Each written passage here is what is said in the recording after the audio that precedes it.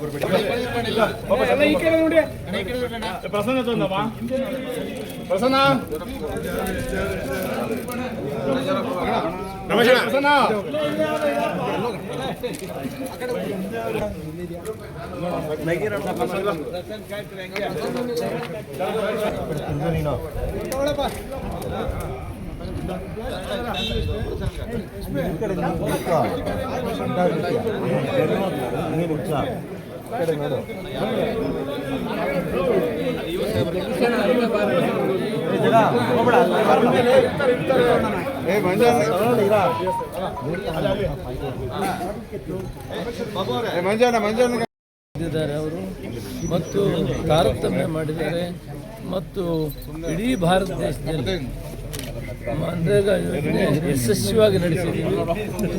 ಕೇಂದ್ರದಲ್ಲಿ UPA ಸರ್ಕಾರ ಇದ್ದಾಗ ಮನಮೋಹನ್ ಸಿಂಗ್ ಅವರು ಪ್ರಧಾನಮಂತ್ರಿಯಾಗಿ ನಾನು ಕೂಡ ಆ ಮಂತ್ರಿಮಂಡಲದಲ್ಲಿದ್ದೆ. ಬಹಳ ಯಶಸ್ವಿಯಾಗಿ ಗ್ರಾಮಗಳ ಅಭಿವೃದ್ಧಿಗೆ ಸರ್ವತೋವಾಗಿ ಕೆಲಸ ಮಾಡಿದ್ದೀವಿ. ಈಗ ಅವರಿಗೆ ಹೆಸರು ಬದಲಾವಣೆ ಮಾಡೋಕ್ಕೆ ಹೋಗಿ ಕಾರ್ಯಕ್ರಮಗಳನ್ನು ಕೂಡ ಮುಟ್ಟುಗೊಳಿಸಿ ಪಂಚಾಯತಿಗೆ ಏನು ನ್ಯಾಯವಾಗಿ ಕೊಡಬೇಕು ಅದರಲ್ಲಿ 60-40 ಮಾಡಿದ್ದಾರೆ.